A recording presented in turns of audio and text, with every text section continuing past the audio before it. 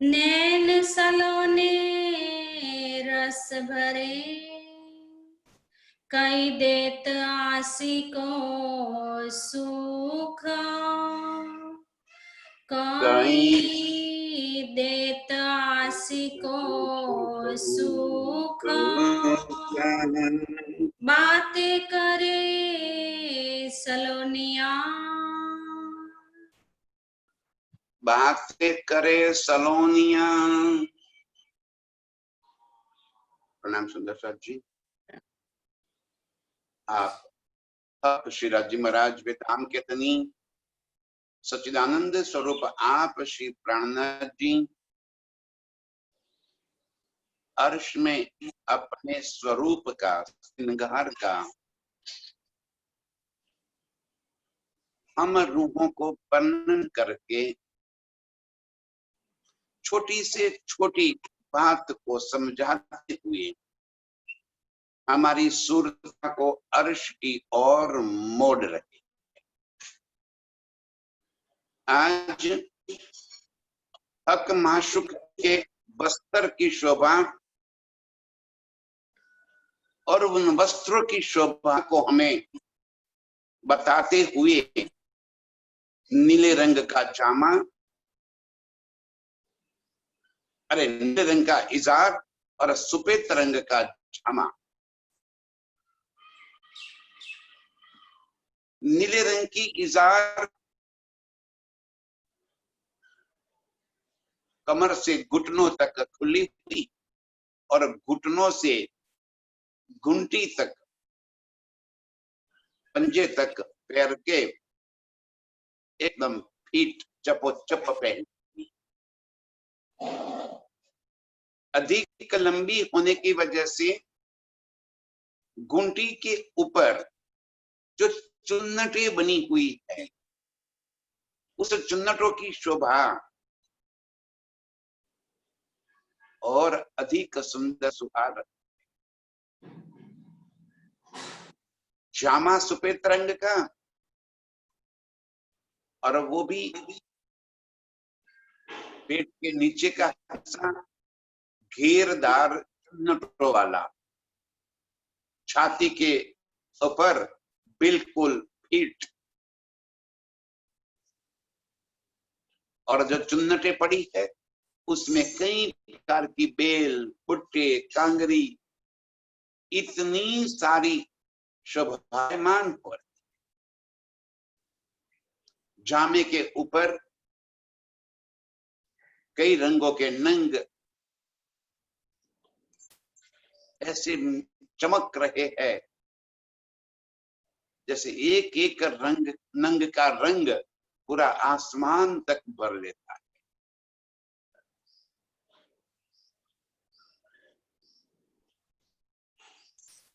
इजार का गहरा नीला रंग जामे के ऊपर ऐसे झलक रहा है, इतना पारदर्शी कपड़ा, कपड़ा है ही नहीं, उसे हम कपड़ा ही नहीं कह सकते, बस नूर का ही वो श्रृंगार मेरे प्रीतम के अंग के ऊपर शोभायमान है। कमर पर गोल्डन रंग का पटुका और पटुके के अंदर भी कई हार में लगे हुए विविध रंगों के नंग, इतना अनुपम सौंदर्य। दोनों बगलों के ऊपर, कंधे के ऊपर केवड़े लगे। केवड़े होते हैं, शायद आपने देखा हो, कंधों के ऊपर थोड़ा सा बाहर की तरफ उपसा हुआ मोटा कपड़ा होता है, वैसे ही वो केवड़े और उसके बाहरी किनार के नीचे जैसे झालरें लटकती हुई, और उन झालरों में भी अनंत रंग के नंग चढ़े हुए। और प्रीतम जब थोड़ा सा हिलते हैं तो झालरें ऐसे लहराती है जैसे कयामत डालेगी। केवड़े के ऊपर के अनंत नंग अपार सुंदरता दे रहे, और जामा छाती के ऊपर मुख के बिल्कुल सामने दो कस से बांधा हुआ, और कस के ऊपर के नंग मेरे मुख के मुखारविंद को जैसे चमका रहे।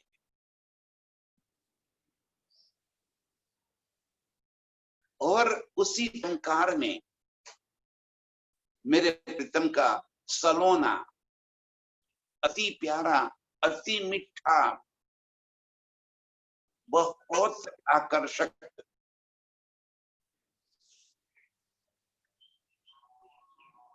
सलोने का अर्थ भी वही है जो हमें बहुत प्यारा लगे।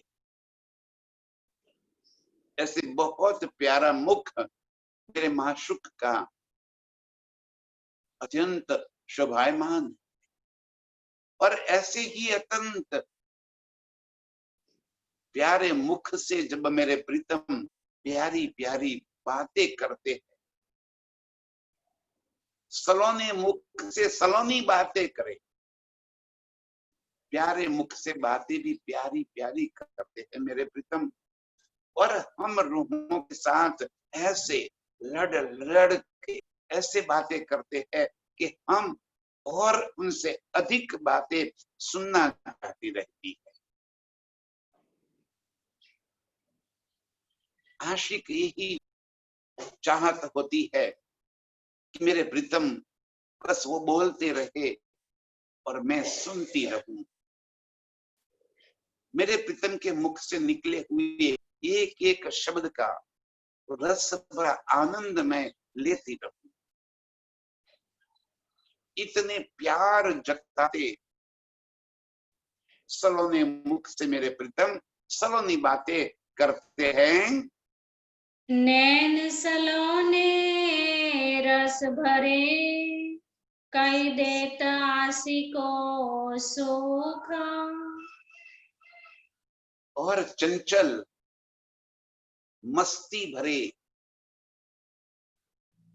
मेरे प्रीतम के प्यारे में, जहां से इश्क ही बह रहा है, प्रीतम के दिल की सारा बातें, सारा रस उनकी आंखों से बस हमें नजर आ रहा है। वो दिल की जो मस्ती भरी है प्यार की, वो सारी मस्ती आंखों से झलक रही है। इश्क का आनंद ही मेरे प्रीतम से नैनों से नैन मिलाते हमें महसूस हो रहा है, जैसे हम प्रीतम के नैनों से अपने नैन हटा ही नहीं सकते। बिना पलक झपकाए हम प्रीतम के नैनों को बस एक टच निरखते रहते। एक पलक झपकाने जितनी समय भी हम प्रीतम को अपनी नजरों से ओझल नहीं होने देना चाहते। ऐसे रस भरे प्यार भरे मेरे प्रीतम के नैन, जिसको निरखते ही हमें अपार सुख मिल रहा है। दो बेल दो बगलों पर, जानो कुंदन नंग जड़तार। मेरे प्रीतम के दोनों बगलों के ऊपर जहां केवड़े लगे हैं, केवड़े से थोड़ा पूरा नीचे राउंड में होते हुए ऐसे बेल की नक्शकारी की हुई,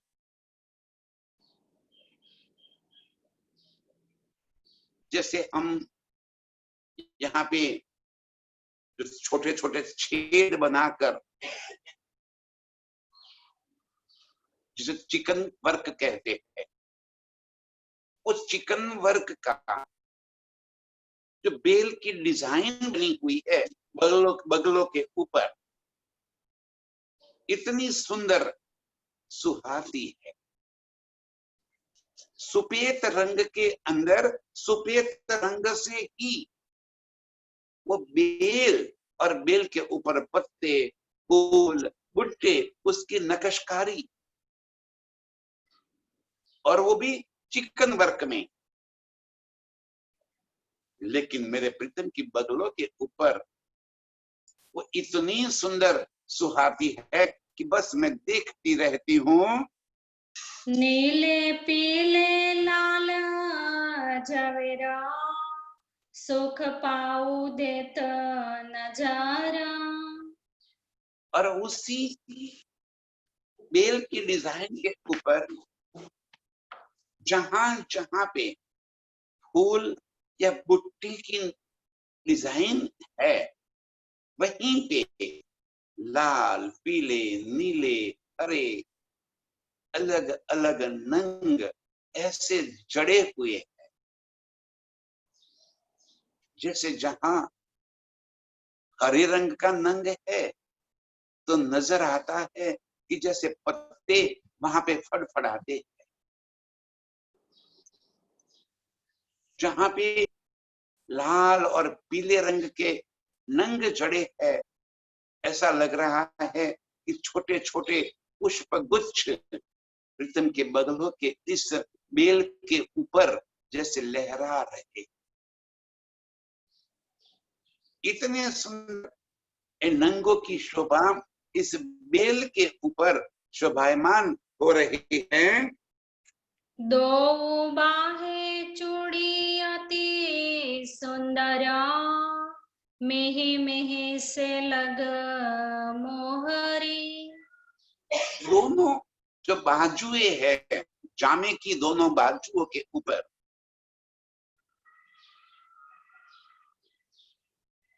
यहाँ पे खुलापन है, मोहरी अधिक है, और जहां कांटा है वहां पे वो इतना फीट है कि फीट होने की वजह से और बाहें लंबी होने की वजह से कांडे से कोहनी तक चुन्नटे पड़ जाती है। और उस चुन्नटे ऐसी सुहाती है कि जैसे चूड़िया पहनी, चूड़ी के ऊपर अनंत रंग के नंग जैसे जड़े हुए हो, जैसे जामे की बाजुओं के ऊपर इन चुन्नटों की वजह से मेरे प्रीतम के हस्त कमल की शोभा और अधिक सुंदर दिखाई देती है। कही रंग नंगा चूड़िया, झवेर झवेर बीच झरी।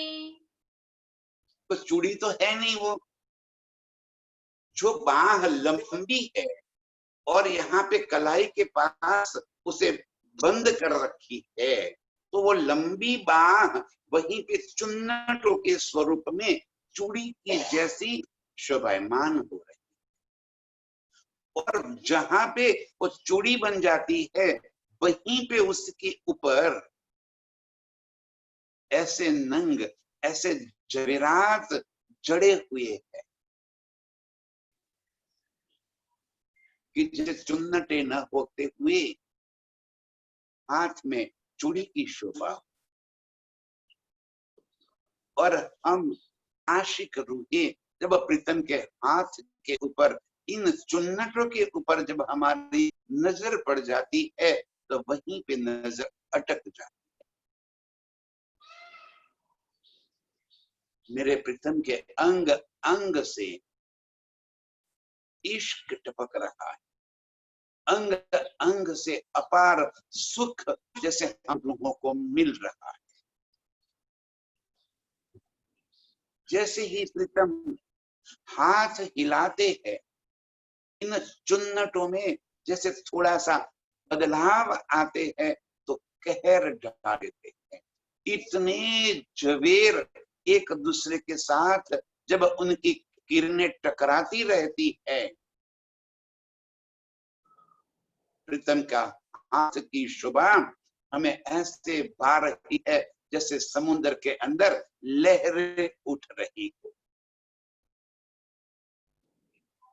जैसे ये चुन्नटों जो चूड़ियों की तरफ शोभायमान है, वो हमें अपार सुख दे रहे हैं।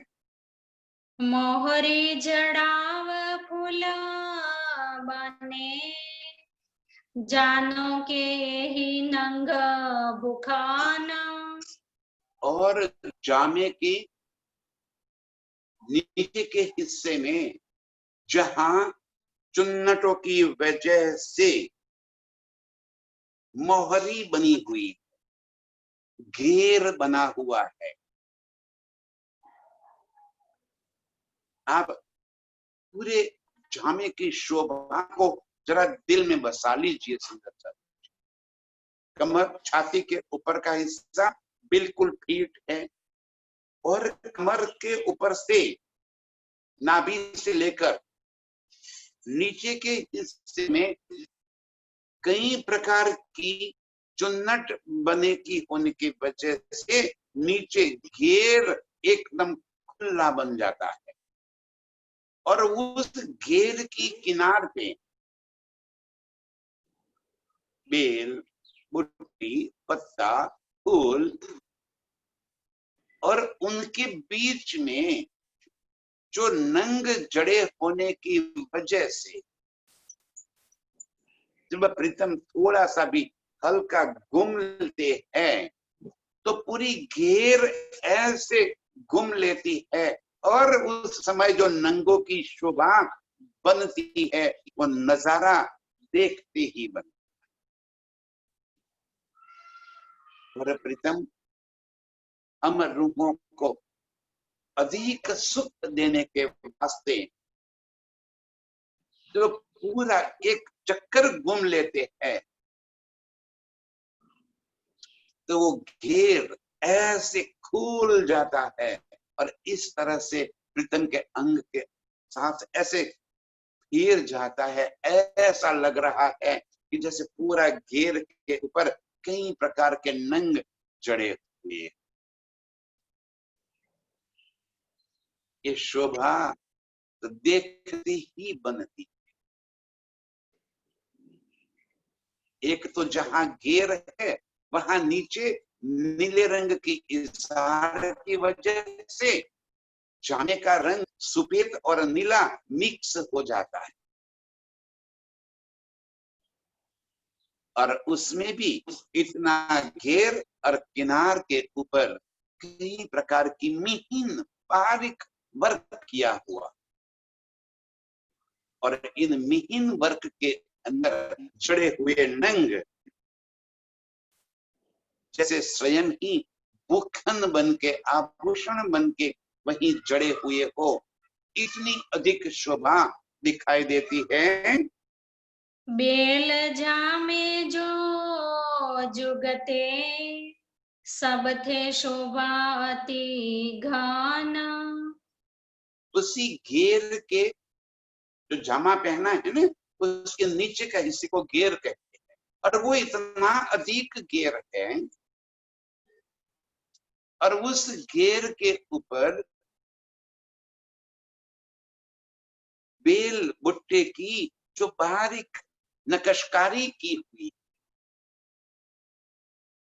और उस नकशकारी के अंदर इतने नंग जड़े हुए हैं कि हम रूहों की नजरें प्रीतम के इस घेर के ऊपर से हटती ही नहीं। बार बार जामे से नजर हटते हुए हमें इस घेर के ऊपर नजर पहुंच जाती।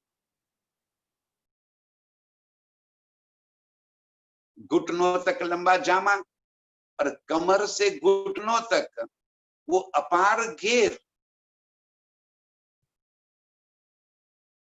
और उस घेर के अंदर की शोभा जैसे कोई नर्तकी नृत्य करने के समय पे घेरदार, जिसे घाघरा कहते हैं, वो पहनती है। बहुत बड़ा घेर होने की वजह से जब वो नृत्य के अंदर एक घूमती है तो पूरा घेर ऐसे खुल जाता। मेरे प्रीतम के जामे का घेर कमर से लेकर घुटनों तक इतना अधिक, इसीलिए कमर के पास वहां पे चुन्नटें बनी हुई है और नीचे के हिस्से में कई प्रकार के नंग चढ़े हैं जहां बेल बुट्टी बनी।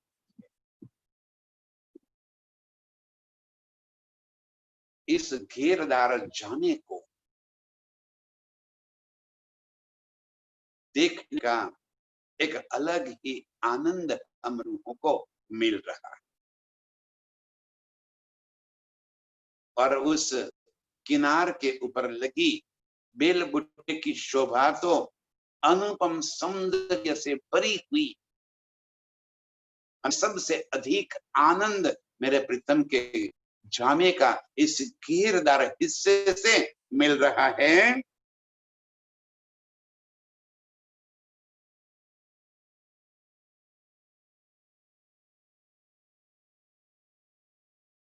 माइक बंद है कि हर्षिता? किन विद जामा लग रहा ये जो अंग का जहूर। कैसे मेरे प्रीतम के अंग के ऊपर एक जामा लग गया। फिर एक बार प्रीतम हमें बता रहे थे, अर्श में न कोई वस्त्र है, न कोई नंग है, न कोई आभूषण है, न किसी की आवश्यकता है।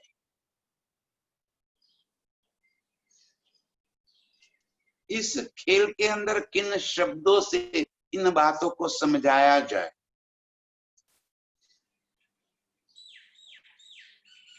स्वतः ही मेरे प्रीतम का अंग ये सारी शोभा धारण कर लेता है। वस्त्र पहनने की आवश्यकता नहीं होती, न उतरने की आवश्यकता होती है, न रंग बदलने की आवश्यकता होती है, न उसकी जुगत बनाने की आवश्यकता होती है। बस हम रूहें जहां जैसे जिस रंग में, जिस शोभा में प्रीतम को देखना चाहती है, वैसे ही श्रृंगार, वैसे ही शोभा आगू ही धारण हो जाता।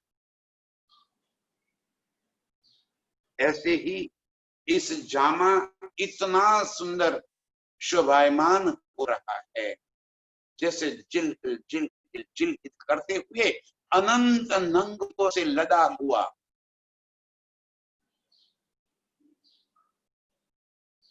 सफेद रंग का जामा।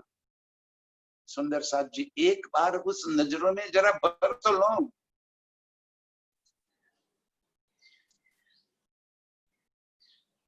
कितना अनुपम सुख दे रहा है ये जामा।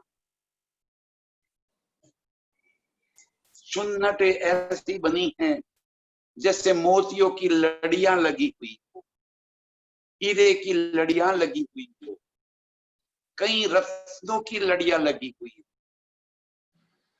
और जैसे ही प्रीतम थोड़ा सा चलते हैं या अपने अंग को हिलाते हैं तो सारी लड़ियां जैसे आपस में टकराती हुई हो।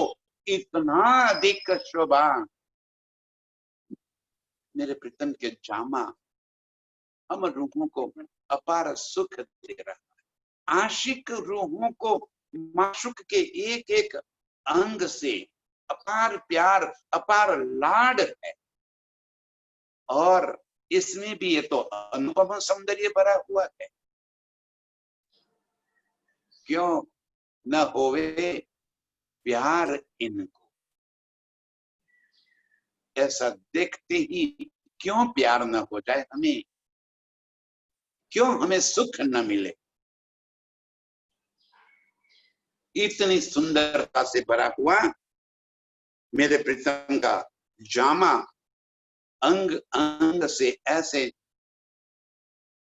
चिपक जाता है, अंगों का जहूर, मेरे प्रीतम के अंग का सौंदर्य और अधिक निखर उठता है।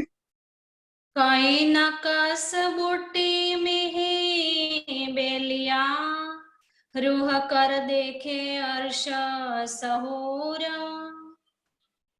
कई नकश बुट्टी मिही बेलिया,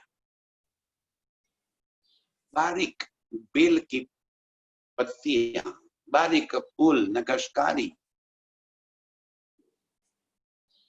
इतना सुंदर वर्क है, रूह कर देखे अर्श सहूर।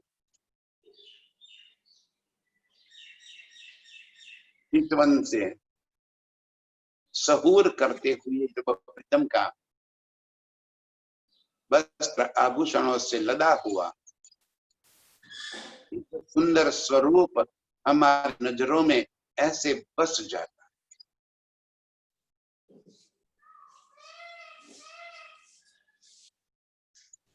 इतना अधिक सौंदर्यवान स्वरूप, और ये भी इस तरह के जामे के संग। आप जरा उसे नजर में तो भर लीजिए, इतने नंग रंग से लदा हुआ और इतनी बारीक नक्शकारी वर्क से मेरे प्रीतम का जामा ऐसे सुहाता है कि हम आशिक रूहे वारी वारी जाते हैं प्रीतम के इस अनुपम सौंदर्य के ऊपर। पार न जामे सलू की, ना कछु नरमाई पार। कोई पार नहीं है इस जामे की बनावट में, कोई पार नहीं है जामे के अंदर जड़े हुए एक एक नंग के नक्शकारी में, कोई पार नहीं है बेल बूटे फूल पत्तियां की इस डिजाइन में।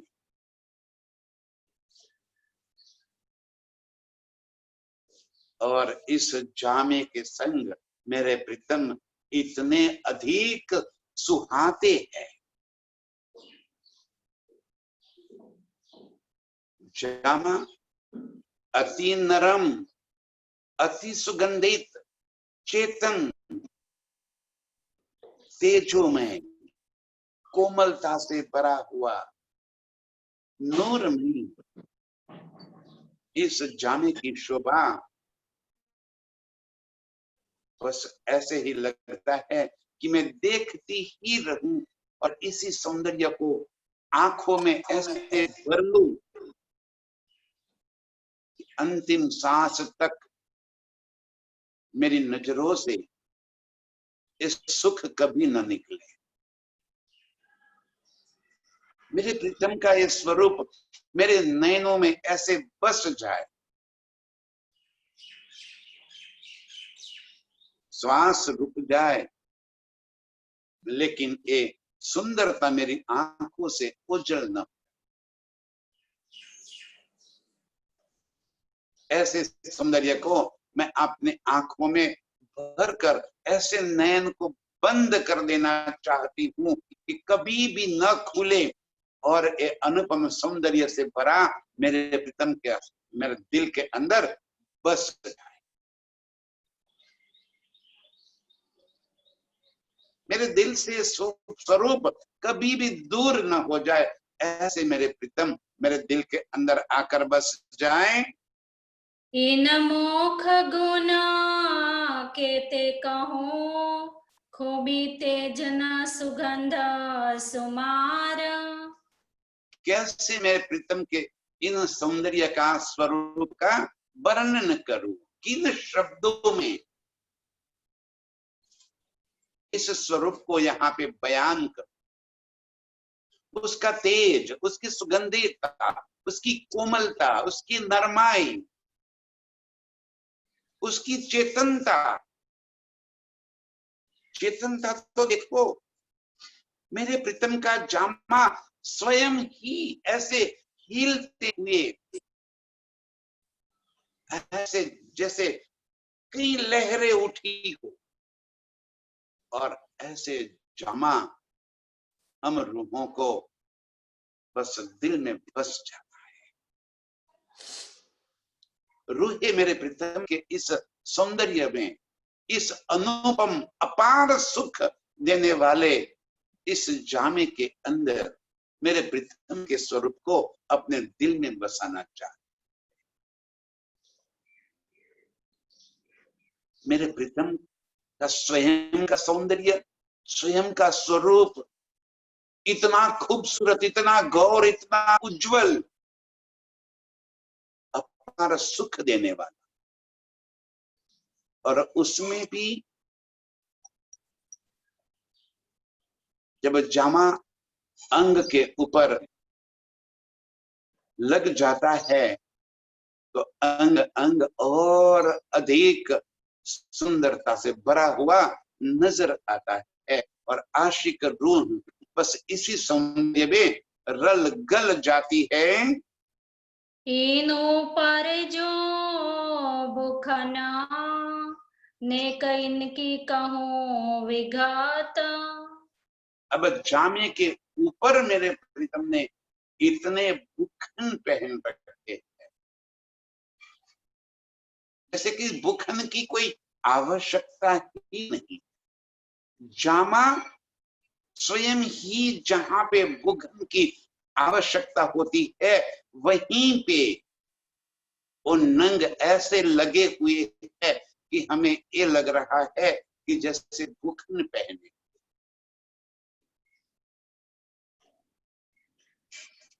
कोई अलग है ही नहीं, न तो जामा अलग है, न बुखन अलग है। मेरे प्रीतम का अंग ही स्वयं जामा बनकर ऐसे लहरा रहा।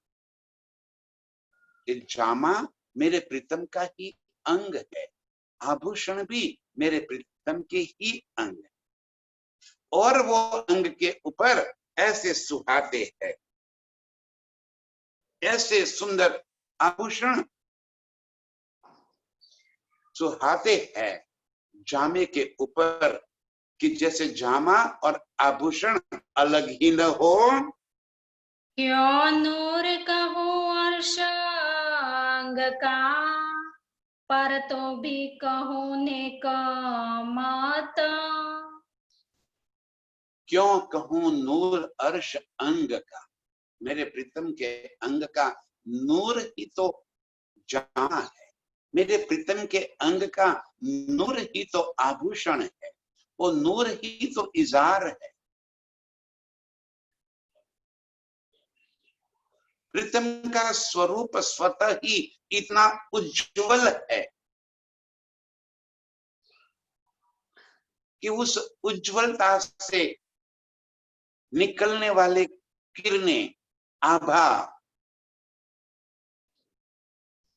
आभूषणों के रूप में हमें दिखाई देते हैं। वो कोई अलग आभूषण नहीं है, मेरे प्रीतम की अंग की उज्जवलता ही आभूषण के स्वरूप में दृष्टिगोचर हो रही। कैसे यहाँ पे, यहाँ के शब्दों में, यहाँ की बुद्धि से ये बात बताई, क्या करे।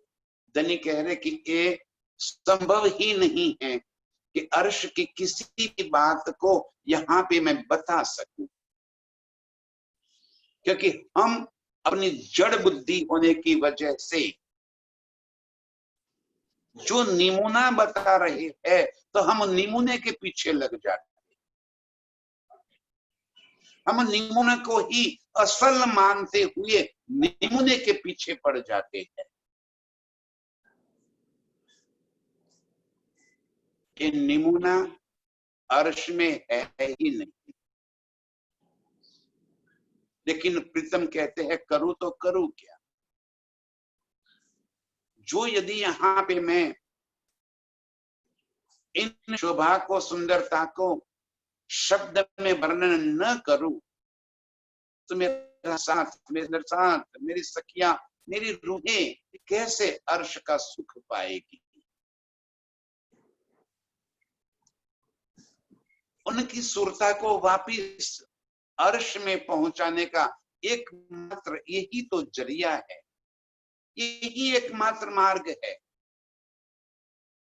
कि हमारे दिल के अंदर प्रीतम का स्वरूप बस जाए। प्रीतम का इस सुंदरता भरा, नखशीख जैसे उज्ज्वलता से भरा हुआ इस स्वरूप हमारे दिल के अंदर आ जाए, दिल में बस जाए। तब ये बात परात्म की नजरों में आए और परात्म अपने प्रीतम को अपनी नजरों के सामने उसकी सुरता वापिस पहुंच जाए, आत्म जागृत। सारा वर्णन, सारी कोशिशें इस वास्ते है कि हम रूहों को अर्श के निज स्वरूप में आंखें खुल जाए, निज स्वरूप से हम प्रीतम को देख ले। वो तभी संभव है जब चितवन में हम प्रीतम के इस स्वरूप को अपने दिल में बसा लें। अब ये जामा, ये इजार, ये आभूषण है क्या? तो मेरे प्रीतम के अंग का ही नूर, मेरे प्रीतम के अंग अंग से जो नूर झलक रहा है, वो नूर ही आभूषण और वस्त्र के रूप में हमें दिखाई देता है। आभूषण और वस्त्र है नहीं। अब इसे कैसे समझाया जाए? अंग अंग से जो नूर झलक रहा है, वो नूर ही समझिए कि सुंदरता से भरा हुआ एक आभूषण और वस्त्र में परिवर्तित हो जाता है। और इस वास्ते हम रूहें जैसा स्वरूप देखना चाहती है, वैसा ही स्वरूप आगू ही बन आवे, ऐसे ही सौंदर्य नजरों में आ जाए। क्योंकि वो जड़ है ही नहीं, कोई चीज स्थूल है ही नहीं। स्थूल होवे तो हमेशा के लिए एक समान बना रहे। वो चेतन है, पल पल नए नए स्वरूप धारण करने वाला है। और तभी तो हमें अपार सुख मिल रहा। जैसा हम चाहते हैं, जैसे हम उस स्वरूप को दिल में बसा लेना चाहते हैं, वैसे ही वो स्वरूप अपार गुण वाला वस्त्र और आभूषण जैसे धारण कर लेते हैं, जैसे वो दिखाई देने लगते हैं, एक आभा बन जाती है वस्त्र और आभूषण की। वो मेरे प्रीतम के अंग का ही नूर है, उनका ही नूर का जहूर है।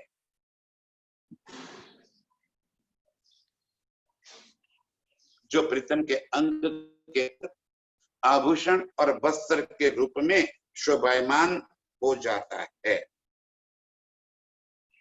इससे अधिक और कैसे हमें समझाया जाए? धागे बराबर नकसा, जिने बारीक अतंत। धागे बराबर नकश। धागा माने कि यहाँ पे एक बारीक जो दोरा होता है, इतनी बारीक नक्शकारी जो है वो भी हम रूहों को नजर आती। और वो धागे जितनी बारीक नक्शकारी भी इतनी सुंदर दिखाई देती है। अनंत गुणों से भरे हुए मेरे प्रीतम के वस्त्र और आभूषण प्रीतम के अंग के ऊपर अपार तरीकों से सुहाते हैं। हे फूल बेल तो आवे नजरों, जो अंग अंग खुले वाहिदात। धनी जी कह रहे कि ये वर्णन करने से आपकी नजरों में कभी भी नहीं बस पाएगा। इतनी बारीक नक्शकारी, उस नक्शकारी में भी कई फूल बने हैं, कई पत्ते बेल बुट्टियां बनी हुई है। कितनी बारीक नक्शकारी, एक डोरे जैसी, धागा जितना पतला होता है, इतनी पतली नक्शकारी, सुई के नोक के बराबर भी जो नक्शकारी है वो अपार सुख देने और प्रीतम के अंग से उनके नूर जो झलक रहा है, वो नूर ही जैसे जामे के अंदर नक्शकारी के रूप में हमें नजर आ जाता।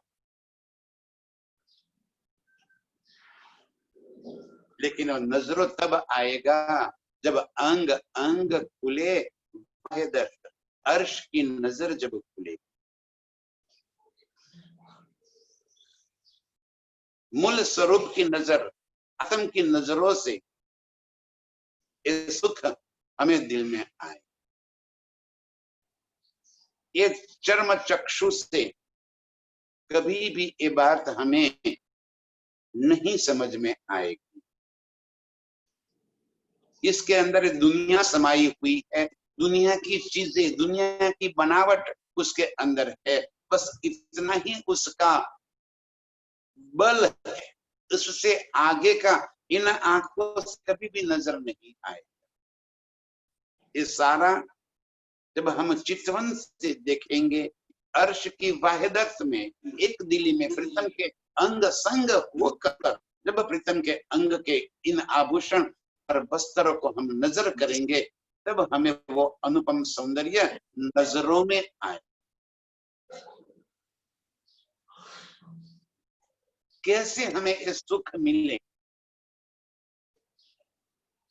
इस श्रृंगार ग्रंथ में मेरे प्रीतम बार बार हमें यही सुख देना चाहे और इस वास्ते अपने स्वरूप का वर्णन बता रहे। ये श्रृंगार बार बार हमें इसीलिए बता रहे हैं ताकि हमारी परिक्रमा वहीं पे लगी रहे, हमारी नजरों में ये सुख हमेशा भरा रहे। इस वास्ते प्रीतम ये सुख हमें दे रहे हैं। ए नकसा सोजा नहीं, नैनो देखे जो होए निस्बात। और ये नक्शकारी कितनी बारीक नक्शकारी है, एक धागे जितनी बारीक नक्शकारी, और इतनी नक्शकारी बारीक हमारी नजरों में तब आते हैं जब हमारी प्रीतम के साथ निस्बत है।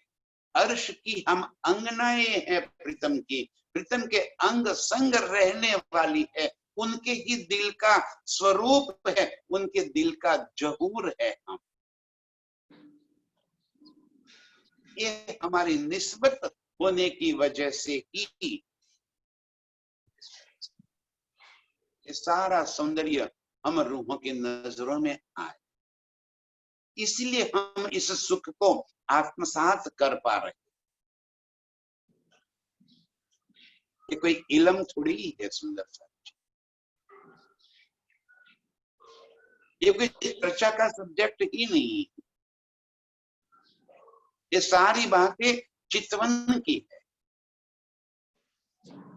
कैसे वो नक्शकारी इतनी बारीक की हुई है, वो बारीक नक्शकारी इन नजरों से कैसे नजर आएगी जब तक आत्म नजर नहीं खुलती? ये सुख कैसे मिलेगा? धनी जी कह रहे हैं कि निस्बती रूहें जो अर्श की अपने अंगनाएं हैं, मेरे अंग रूप है, वो रूहें इन सारे नक्शकारी, ये सारे नंग रंग शोभा बनावट उसकी सलुकाई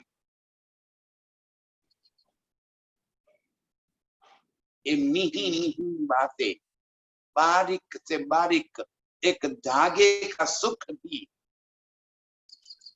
वो निस्बती रूहों के वास्ते है, और उन निस्बती रूहों के वास्ते ही मैं अर्श की ये सारी नियामतें अर्श में लेकर आया,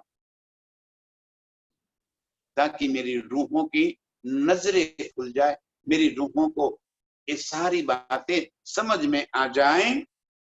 ए देखे याद वही पहले बातें हुई खिलवाता। और इस तरह मेरे प्रीतम के इस सौंदर्य को नजर में आते ही, प्रीतम का स्वरूप दिखाई देते ही हमें खिलवत की सारी बातें याद आ जाए। कैसे प्रीतम से मीठी मीठी बातें करते हुए अर्श में हम गुजारा करते, कैसे प्रीतम के संग लीला में मस्त होकर हम अर्श के अपार सुख लेते थे, कैसे प्रीतम के बाहों में समा जाते थे, और तब जाके हमें इस जामे का और नंगों का महसूस होता था। तब पता चलता था कि ये तो कुछ भी नहीं है, मेरे प्रीतम के अंग का ही जहू, उनके अंग का ही नूर। ये तो खिलवत में लीला करने वाली रूहें पता चल पाई। जब प्रीतम के अंग के ऊपर हम हाथ फिराएंगे तब पता चलेगा कि ये तो कुछ भी नहीं, ये जो दिखाई दे रहा है वो तो सारा आभास मात्र। प्रीतम के अंगों से अंग मिलाकर जब हम खिलवत की लीला में डूब जाएंगे, तब प्रीतम के अंग का नूर हमें महसूस, तब ये सारे सुख हमें पता चले। ये खिलवत की बातें हमें तब याद आएगी जब हमारी अर्श की नजर खुल जाए, और एक बार नजर खुल गई, खिलवत हमारे दिल के अंदर हो जाए, तब मैं न रहती हुई प्रीतम की अंग रूप अंगना अपने ही अंग में प्रीतम को बसाते हुए अपने ही दिल में प्रीतम के संग खिलवत का कई सुख लेगी, कई मस्तियां करेगी। ये सुख चितवन का है, ये कोई बाह्य नजारा नहीं है। प्रीतम के वस्त्र आभूषण कोई प्रीतम से अलग नहीं है, हटके नहीं है कि हम उसका वर्णन करें और उसको अलग से देखें।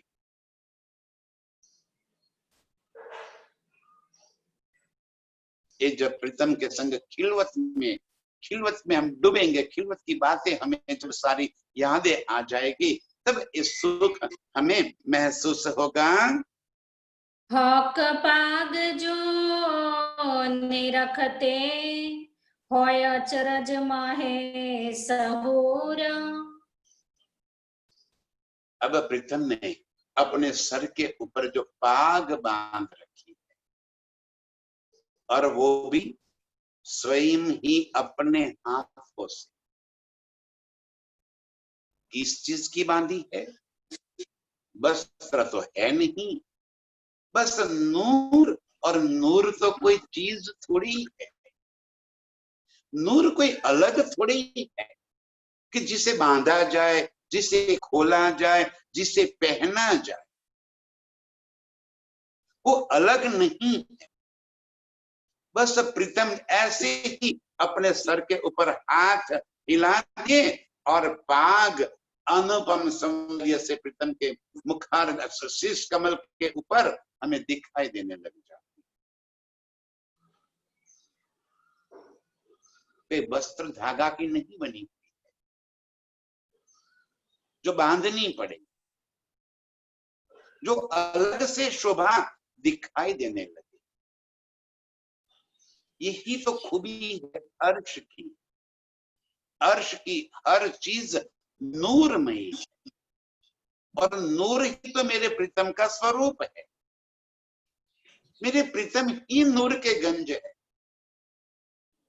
नूर जमाल इस वास्ते कह दिया उनको। और उसी नूर की जब वो पाग बांधते हैं, जैसे हम यहाँ पे हवा को पकड़कर पाग बांध दे। अब बांध के बता दो, इस हवा को पकड़ के या तो किरणों को पकड़ के अपनी पाग बांध दो। बस मेरे प्रीतम इसी नूर से ऐसे ही हाथ क्या हिला दिए, अनुपम सौंदर्य, और वो भी एक तरह के नहीं, कई करोड़ स्वरूप उस पाग में खिन में बन जाते। और फिर भी हम रूहों को प्रीतम के शीश कमल के ऊपर अनुपम सौंदर्य वाली ये पाग नजर आ जाती है, और हम अपने हाथों से जाकर कलंगी उसी पाग में लगा देते। दुगदुगी और कलंगी के साथ जब प्रीतम के सर के ऊपर पाग शोभायमान होती है, और उसमें भी पाग के पीछे तो छोगा निकलकर ऐसा लग रहा है जैसे कोई सूर्य मेरे प्रीतम के पाग के अंदर से निकल रहा है। ऐसी सुंदरता भरा मेरे प्रीतम का पाग। अब धनी जी कहते हैं कि देखो तो सही, कितना आश्चर्यजनक, कितना सुंदरता से भरा हुआ मेरे प्रीतम के शीश कमल के ऊपर ये पाग नजर आता है। ए याद किए क्यों जीवा ना उड़े, देखे नूर जमाल मुख नूर। धिकार है, दिक दीक पड़ो तीन अकली। इन अक्कल को धिकार है, जो ये स्वरूप दिल में बस जाने के बाद और कोई चाहत दिल में रह सकती। इस स्वरूप को देखने के बाद उसके ऊपर फिदा न हो जाए, कुर्बान न हो जाए, तो वो रूह कैसे हो सकती है, वो अर्श में प्रीतम की अंगना कैसे हो सकती, वो आशिक कैसे हो सकती है। वो रूह जो अपने दिल में अपार इश्क भरकर प्रीतम को नजरों में बसा देती है, जब मेरे प्रीतम के इस पूरे सौंदर्य के अंतिम छोर पाग जब नजर में आ जाए, ऐसा सुंदर स्वरूप दिल में बसने के बाद भी हमारा दिल और कहीं कैसे लग सकता है। ऐसा स्वरूप दिल में बस जाने के बाद हमारी चाहते कहीं और कैसे हो सकती। धनी जी कहते हैं, ये याद किए क्यों जीवन ना उड़े। मर जाने की बात नहीं है, कुर्बान होने की बात है प्रीतम के स्वरूप के ऊपर, टुक टुक हो जाने की बात है। बस ये बात दिल में बस गई तो और क्या चाहत बाकी रह जाएगी, फिर और क्या देखना रह जाएगा हमें। ऐसा सौंदर्य दिनेश जी कह रहे कि मेरे प्रीतम का देखने के बाद, मेरे प्रीतम का मुखारविंद की ये शोभा, जब सर पे पाग लग जाती है ना, तो मुख ऐसे और अधिक चमकने लगता है। और अब पूर्ण स्वरूप को मैं जब देखती हूँ तो पूरा स्वरूप मेरे दिल के अंदर आकर बस जाता है। हुक्मे पाओ पल में पाग कई कोट होत,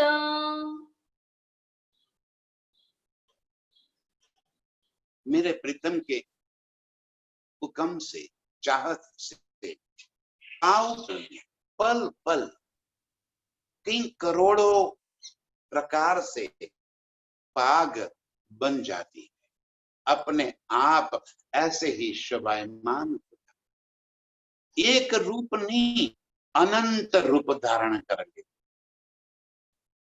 जैसे हम उन्हें देखना चाहते हैं, जैसी पाग हम अपने दिल में बसाते हुए देखते हैं, वो पाग वैसे ही स्वरूप से प्रीतम के सर के ऊपर दिखाई देती।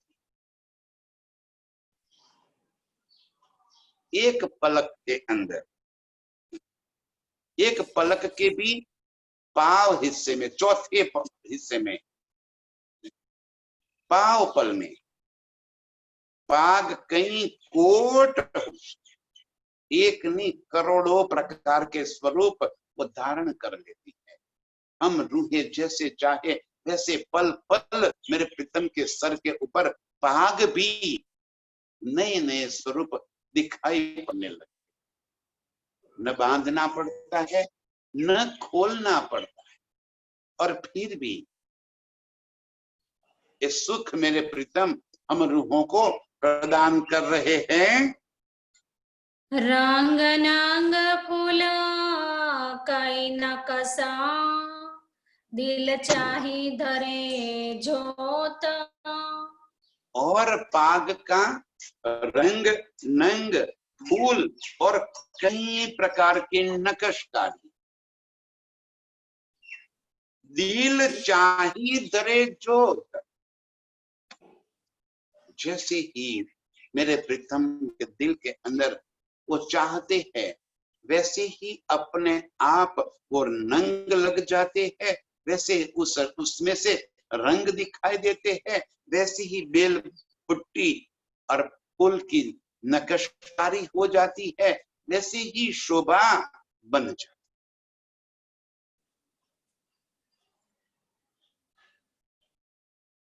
उसे बांधना नहीं पड़ता, न उसे खोलना पड़ता।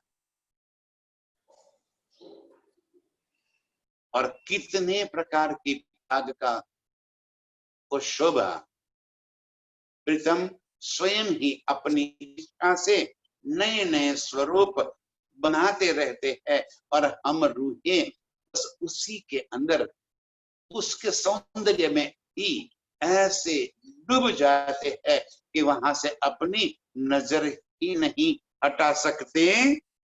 हक पाग बनावे हाथ अपने, अर्श खाविंद दिल दे।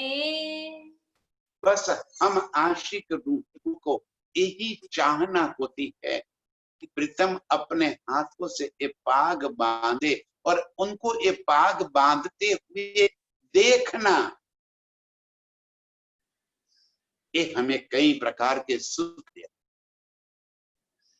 जब प्रीतम अपने नरम उंगलियों से अपने हाथ अपने सर के ऊपर जैसे जैसे फिराते हैं, और पाग नए नए आकार में अपने आप बंधती चली जाती है, तब प्रीतम की उंगलियों से उठने वाली उस किरणें, वो तरंगे, उस तरंगे ही जैसे पाग बनकर खड़ी, और नूर में तरंगे ही जैसे पाग का स्वरूप बन जाती। और प्रीतम हम रूहों को रिझाने के वास्ते अपने हाथों से इस पाग को बांधते, दिल देकर, ताकि हम रूहों को रिझा सके। ऐसे हाथ फिराते हुए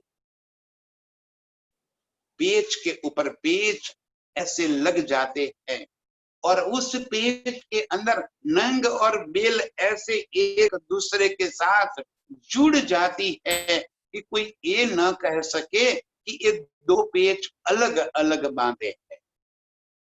ऐसे ही लाइन से लाइन मिलाते हुए एक पेच में आधी बेल बनी, तो दूसरा पेच जब आएगा तो वो आधी बेल वहीं से कनेक्ट होती चली जाएगी।